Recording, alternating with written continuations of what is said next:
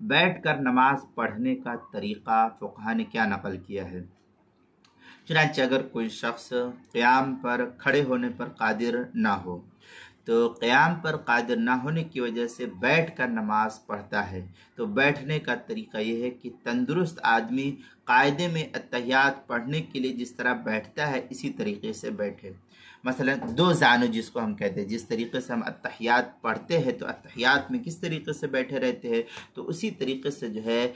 हमको बैठे रहना है। और अगर ये मुमकिन नहीं, उज़्र है, पैर में तकलीफ़ है, नहीं बैठ सकता है, तो फिर वो जिस हैयत पर पालती मार करके चार ज़ानों बैठ करके, जिसको आलती पालती कहते हैं, तो उसके मुताबिक वो बैठ सकता है। और अगर इस तरह मुमकिन नहीं तो जिस तरह आसानी से बैठ करके वो नमाज पढ़ सकता हो उसी हैयत पर वो बैठ जाए। अगर नहीं होता है तो दोनों पैर को जो है किबले की तरफ इस तरीके से फैला दे तो भी उसको इसकी गुंजाइश है। और अगर नहीं होता है तो क्या नाम है चार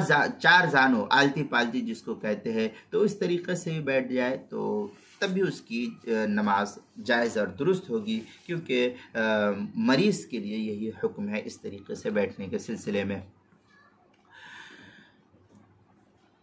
फतवा शामी के अंदर है सल्ला काइदन कैफ़ शाअ अलल मज़हब लिअन्नल मर्ज़ अस्क़तु अन्हुल अरकान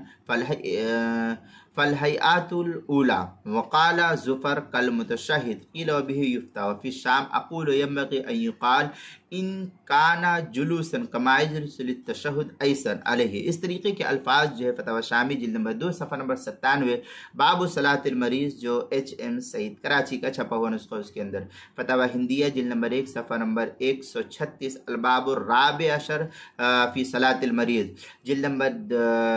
नंबर 1 सफ़ा नंबर 136 जो मकतबा रशीदिया का छपा हुआ नुस्खा है। अल बिनाया शरह हिदाया जिल्द नंबर 2 सफ़ा नंबर 766 बाबु सलातिल मरीज़ जो मकतबा रशीदिया कोयटा का छपा हुआ नुस्खा, उसके अंदर इसी तरीके से नमाज के मसाइल का इंसाइक्लोपीडिया जिल्द नंबर 1 सफ़ा नंबर 242 हरूफ तहजीब बा उन्वान है बैठ कर नमाज पढ़ने का तरीक़ा।